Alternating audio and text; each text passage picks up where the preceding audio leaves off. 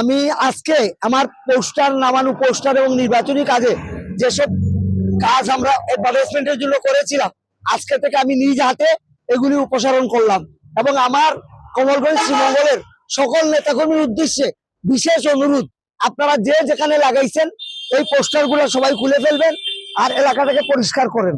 আমরা আগামী দিনে এইরকম অনেক পরিষ্কার পরিচ্ছন্ন অভিযান চালাবো। শ্রীমঙ্গল কমলগঞ্জ যেহেতু পর্যটন এলাকা, এই জন্য আমি এটাকে চিন্তা করে বেশি উদ্যোগ নিয়েছি যাতে পর্যটকরা এসে এইসব জিনিস না দেখে সুন্দর শহর, ক্লিন শহর থাকা উচিত।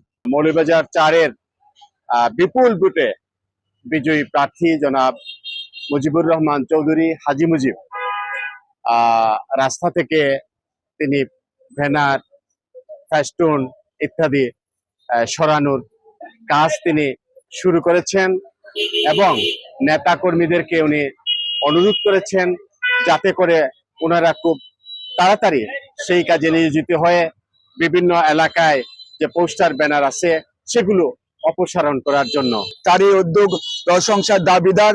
তার এই উদ্যোগ এটাই আমাদের কাছে প্রতিভাত করে যে আগামী দিনে আমরা সুন্দর শ্রীমঙ্গল, সুন্দর কমলগঞ্জ পাবো।